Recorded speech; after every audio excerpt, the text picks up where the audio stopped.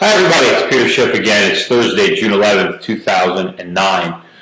Well, the downtrend in the dollar seems to have resumed in earnest. The dollar just got clobbered today. Some of the commodity currencies, like the Australian and New Zealand dollar, were up about 3% today alone. There was some stronger economic news, I think, in Australia, and the Reserve Bank of New Zealand left rates unchanged last night at 2.5%. Still very low, but they didn't cut them. Also, copper continued to be strong. Look at oil again, new high for the move. Oil closed at $72.50, solidly above the $70 level. And, Wall Street has still got everything wrong. They're still spinning the rise in commodity prices on strengthening U.S. economy. Also, interest rates hit new highs for the move. This morning, the 10-year briefly peaked above 4%. That's the highest yield in quite some time. Remember, in December, the 10-year was yielding 2%. So we've doubled from 2 to 4%. Following that move, we got a little bit of a rally in the bond market today. I don't think that rally will last very long. I expect the yields on the 10-year to be above 10%. Rather above 4%. Relatively soon. But again, yields are not moving higher because of improved prospects for growth. They're moving higher because of inflation. That's why commodities are moving higher. That's why the dollar is moving lower. And it's amazing how people don't understand this. I was listening to Steve Leisman on CNBC. He's the economist over there, trying to explain to everybody why we don't have to worry about inflation, because we have idle capacity, because we have idle labor, we have unemployment. All this assumes that inflation is somehow a function of capacity or employment. It's not. It's a function of money printing. And we have a lot of inflation. And the fact of the matter is, if you look throughout history, countries that have high inflation tend to also have high unemployment. And if you look at countries that have had hyperinflation, it always occurs with a lot of unemployment. Just because you have unemployment doesn't mean you can't get inflation. It could be even worse. And the reality is, when they're looking at demand, right, in the U.S., they're saying, well, if people are unemployed, there's nobody to buy products. If people are unemployed, companies don't have pricing power. Well, what about the rest of the world? Right? Just because Americans aren't buying doesn't mean the Chinese aren't buying or somebody else. And it's all supply and demand. If the goods aren't coming into the country, if there's fewer goods on the store shelves, then they can raise their price. What happens when there isn't demand is businesses cut back. They shut down capacity. They close stores. They have smaller inventories. They have fewer products. And then they raise prices to make a profit. That's what's going to happen. But, he's going to be completely surprised at the inflation rates that we're going to see in this country. And, it's interesting. He pointed out that Geithner was recently asked if he was worried about the Fed monetizing debt. And Geithner replied, I'm not worried at all. And he was asked, why aren't you worried? And his response was, well, we have an independent Federal Reserve. Well, since when? In theory, they're supposed to be independent, but in practice, they have no independence whatsoever. They're obviously working with the Treasury. When he said that we have an independent Federal Reserve, he meant that the Federal Reserve would stand up to Congress, that if inflation started to pick up, that despite the government's desire to stimulate the economy, that the Fed would prevent them from doing that the Fed would refuse to buy government debt and force the government to cut spending or increase taxes. Well, if we had the type of independent Federal Reserve that was going to do that, they would already be doing that. The fact that they're already letting the deficit run out of control, the fact that the Fed is already monetizing debt, proves that there is no independence. And the fact that you constantly see Ben Bernanke and Geithner and Barack Obama, in joint press conferences, they're obviously all working together. Nobody is independent. Who is he kidding?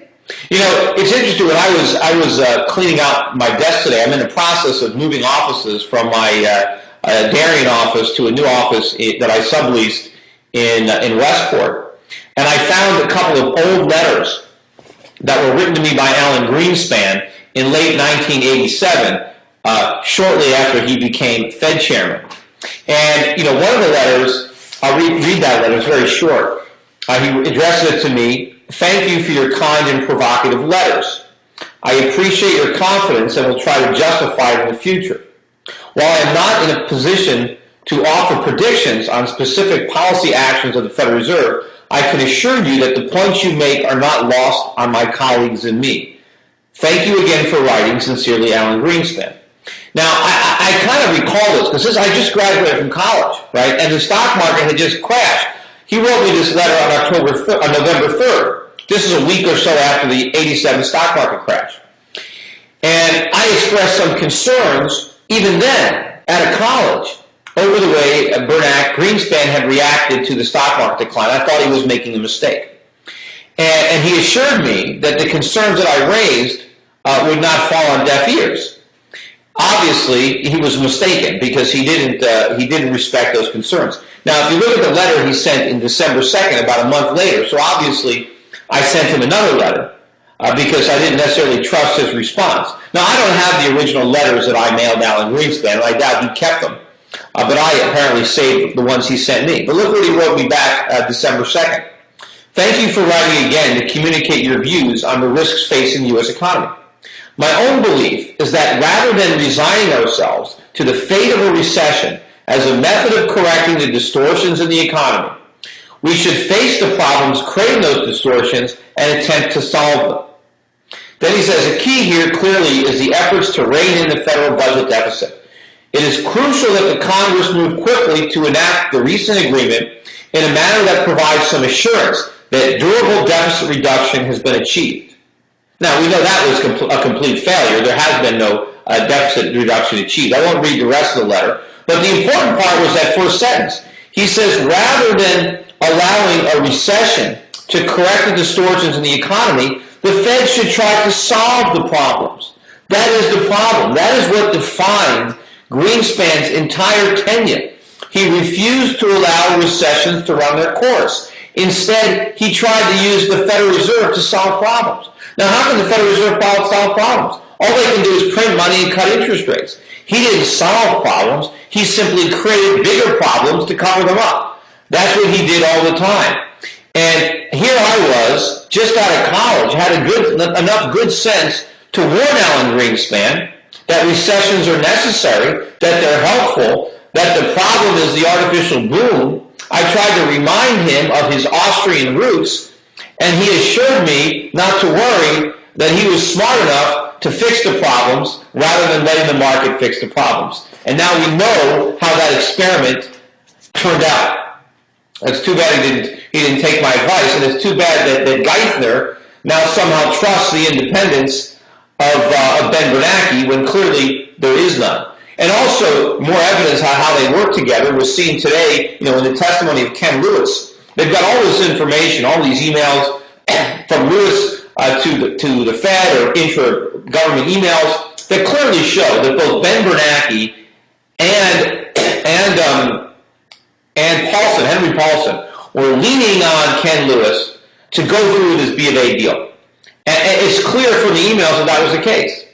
And here you have, government basically, extortion or government blackmail into the private sector, forcing a citizen, a chairman of a company, to do something that he wouldn't want to do under the guise of being in the national interest. And that's what happened this week when the Supreme Court threw out the appeal from Indiana Pension when they're trying to set aside this sham Chrysler bankruptcy. And basically the Supreme Court bought the government's argument that who cares about the rights of these creditors, that we have to set that aside for the national interest, that this bankruptcy plan was important to our economy, and we couldn't think about the losses to these creditors. We had to think of the broader implications for the employees or for the economy. I mean, what kind of message is that sending? We're telling the world that there is no more rule of law in the United States, that we no longer respect the right to contract. I mean, we are completely abandoning any pretense of being a free market economy. The government is making all the decisions, they're running all the industries, and they're setting aside any contracts they don't like if they are not in the national interest. How are we going to fund a real recovery? How are we going to get the world to loan us money and supply us with capital if they have no guarantee that it's safe? I mean, talk about crony capitalism, talking about country risk and nationalization. It's here. It's in America. We're probably the riskiest country in the world to invest right now. Anyway, that's it for today. So long, everybody.